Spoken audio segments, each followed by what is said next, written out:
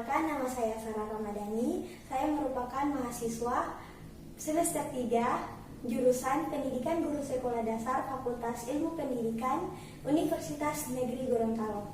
Baiklah, di sini saya akan menampilkan hasil wawancara saya dari beberapa sekolah. Salah satunya adalah SD Muhammadiyah 3 Limboto.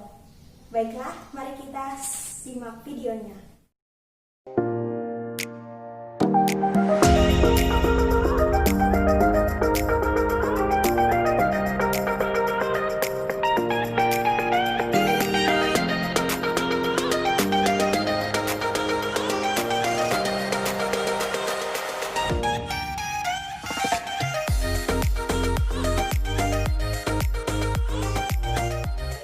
Assalamualaikum warahmatullahi wabarakatuh. Waalaikumsalam. Perkenalkan, nama saya Sarah Ramadhani.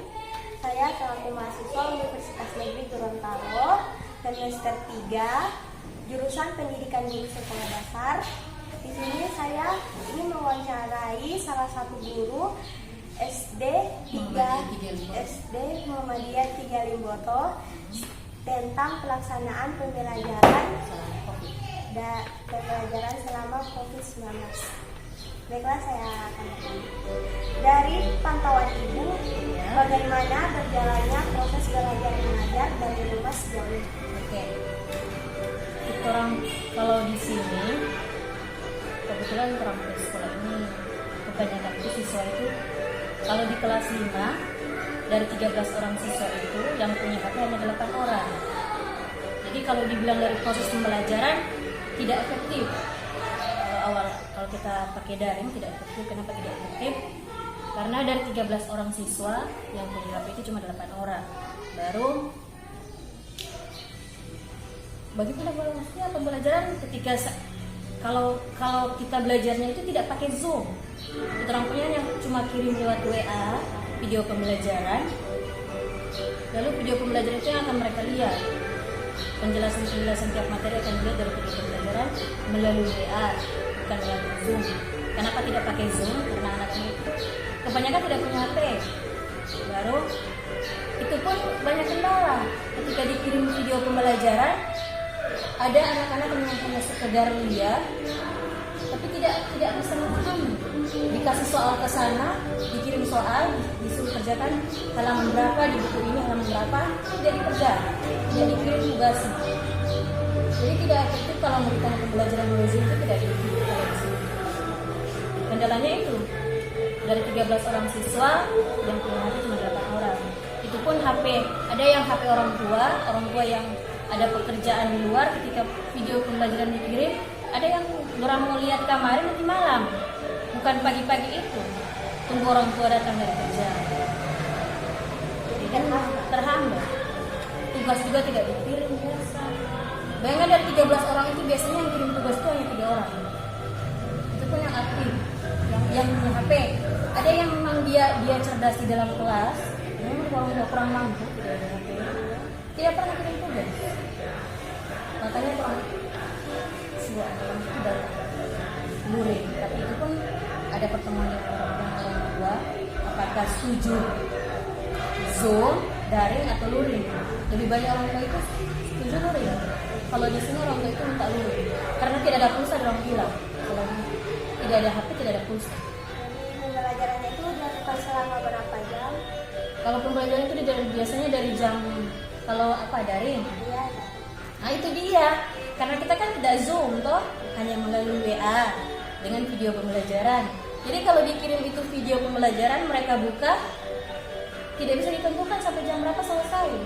Ada biasanya dikirim jam 8. Setelah dilihat videonya, tugasnya dikerja ya.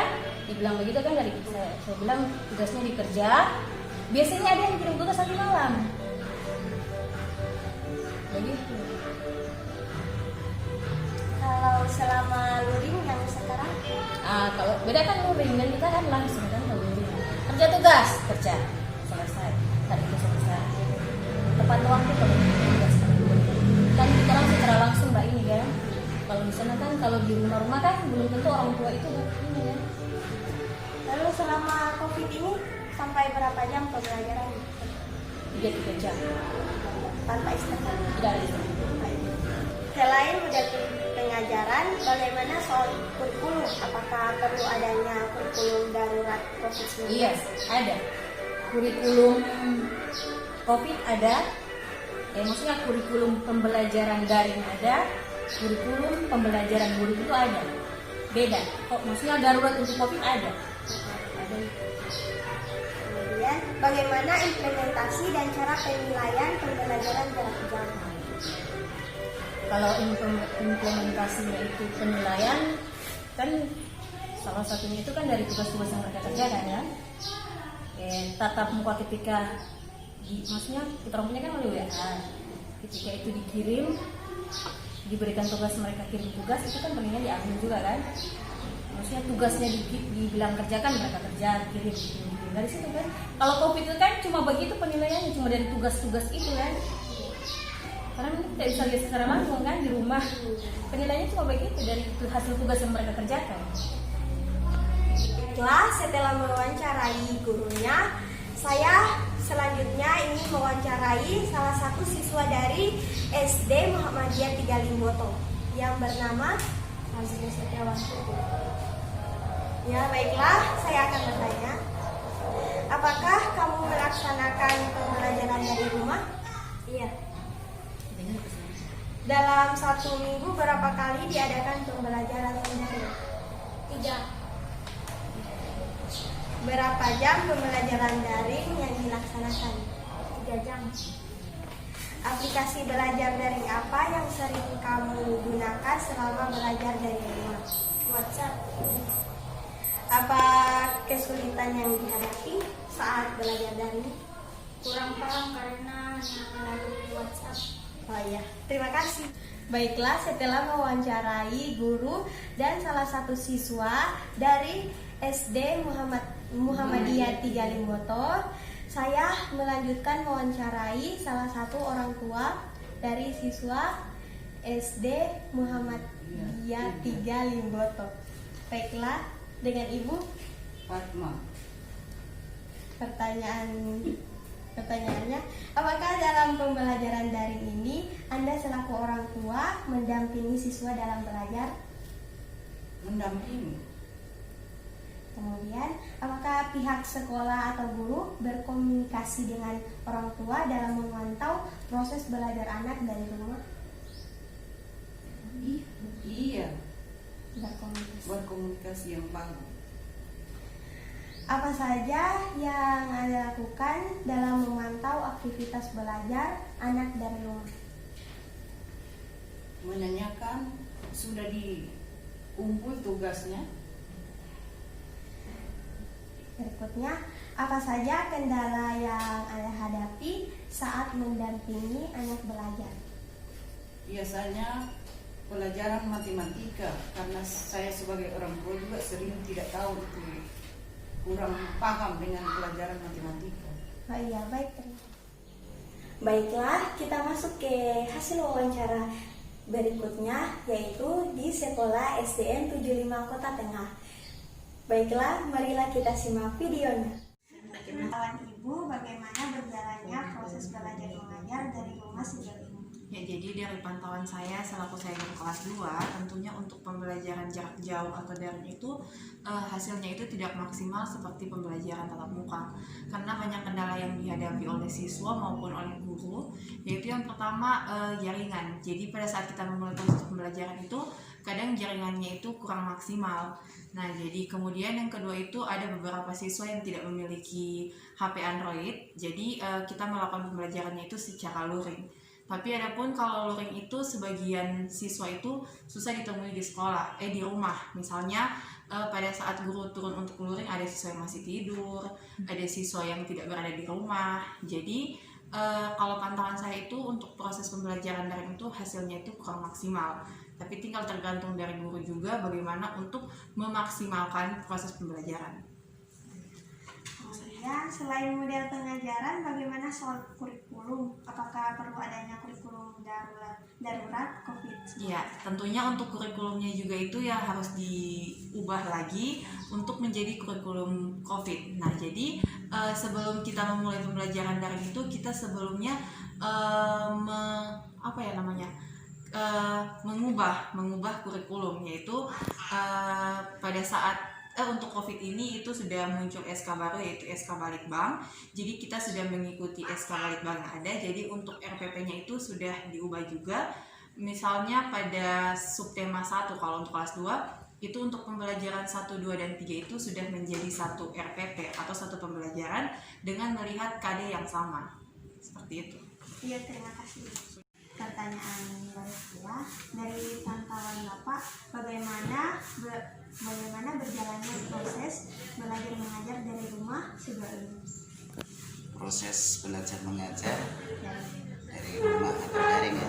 Ya. Sebenarnya banyak kendala. Kalau mau kejar-kejaran istilahnya itu materi bisa, kendala itu satu. Yang kedua kan tidak bisa tatap muka, otomatis kan daring. Ya. Kemudian berikutnya ya toh, ini macam untuk kelas baru, kelas 1 saja sampai sekarang belum tahu itu siapa sampai di situ kan. Kelas 1 kan tidak masuk sampai sekarang, hanya daring istilahnya. Kemudian untuk materi segalanya, kalau mau di persentase ya, menurut saya pribadi ya, pendapat saya mungkin 30-40% lah kemungkinan, tidak sampai separuh, tidak sampai 50%. Kenapa demikian? Yang ikut juga itu terbatas. Setiap hari itu, setiap kelas itu misalnya 29 misalnya yang hadir, yang ikut daring hanya sekian. Itu mulai dari SD sampai SMP itu yang saya tahu. Jadi itu.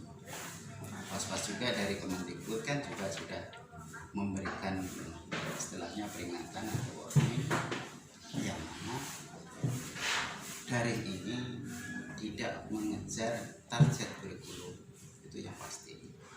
Itu sudah digembar-gemborkan dari pusat. Itu yang pasti begitu.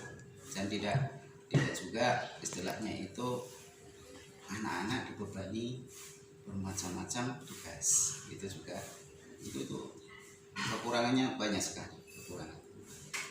Kemudian lagi kalau dari orang tua yang tidak punya HP ya, atau mungkin laptop, atau mungkin karena di sini sudah tidak pakai lagi itu istilahnya TV segala kan, tidak, itu juga akan menyulitkan seorang guru.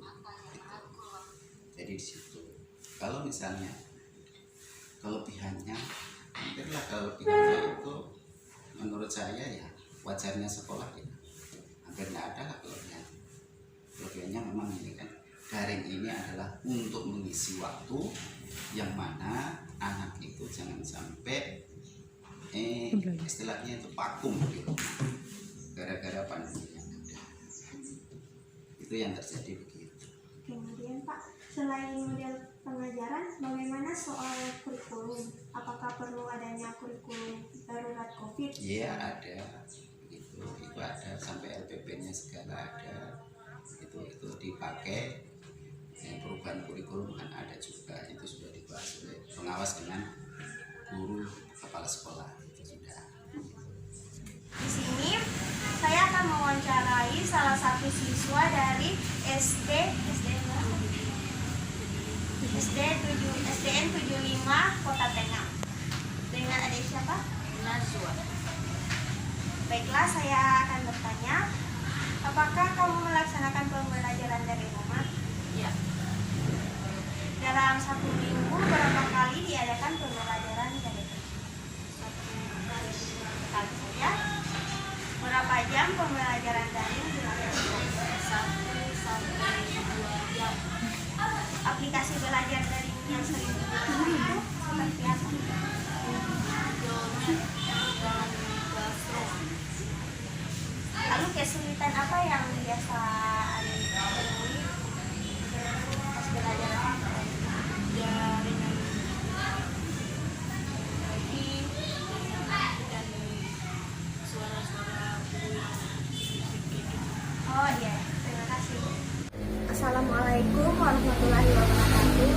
selanjutnya saya akan mewawancarai salah satu orang tua dari siswa, yaitu ibu. Dengan ibu siapa?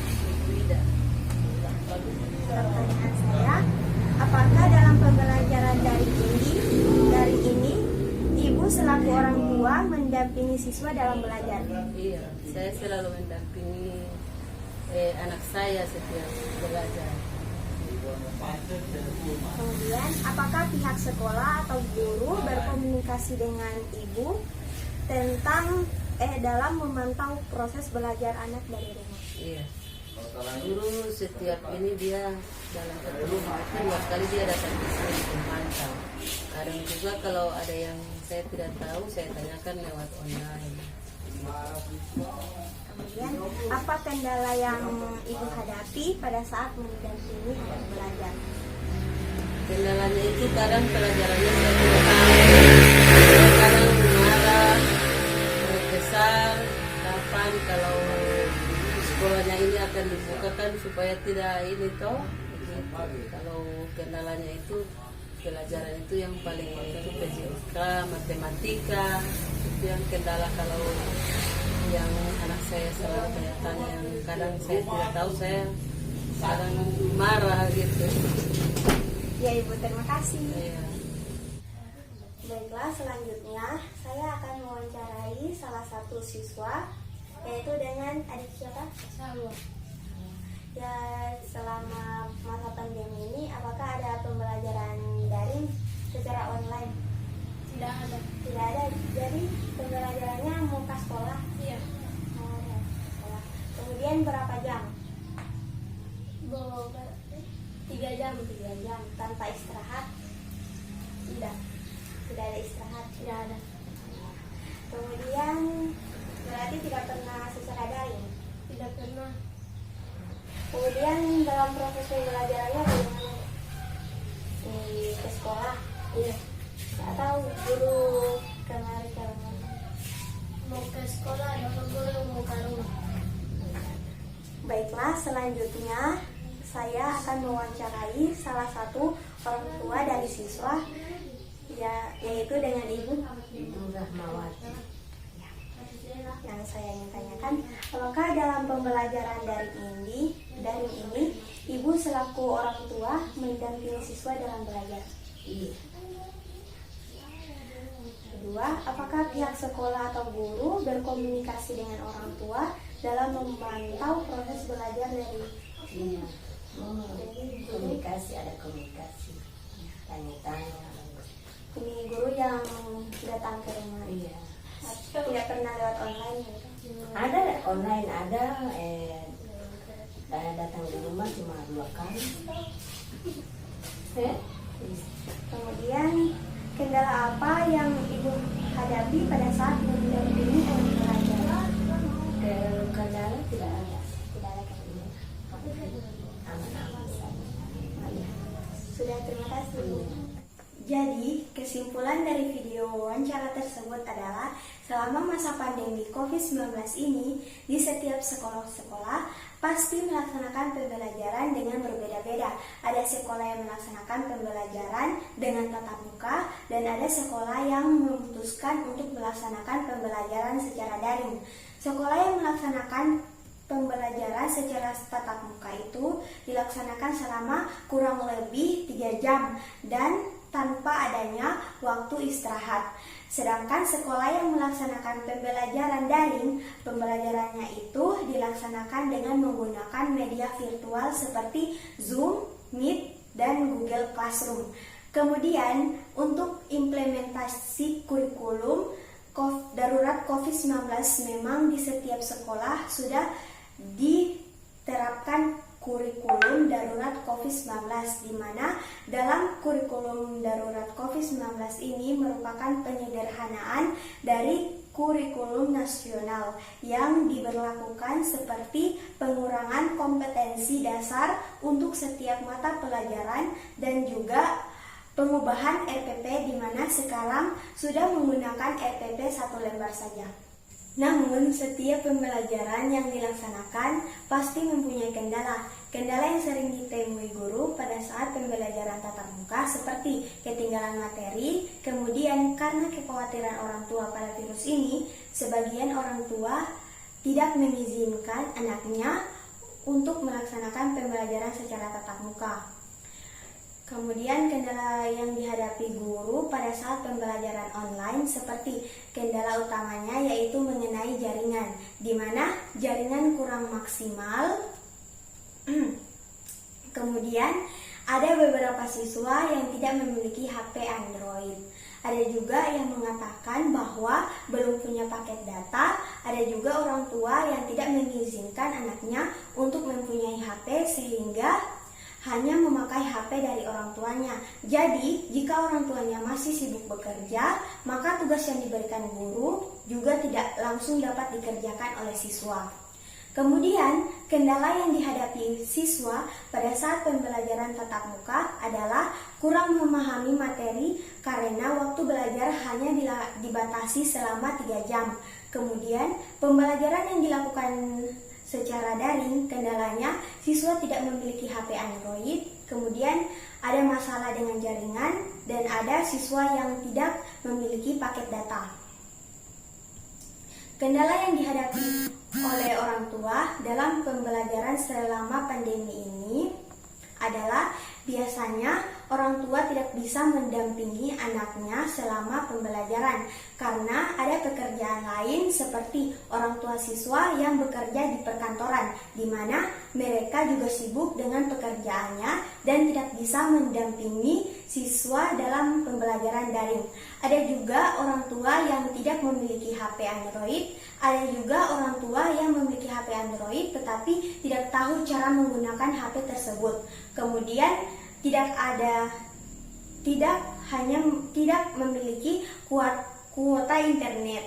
Orang tua juga menjadi faktor utama kendala pembelajaran secara online, sehingga anaknya tidak bisa mengikuti pembelajaran secara online. Kemudian ada kendala lain seperti saat pembelajaran seorang siswa tidak memahami pelajaran yang telah disampaikan oleh guru mereka, dan mereka pastinya akan bertanya kepada orang tua, dan orang tuanya juga sama sekali tidak mengerti tentang pelajaran tersebut. Maka siswa akan tidak sama sekali paham tentang pembelajaran yang diberikan guru tersebut karena tidak ada bimbingan dari orang tua.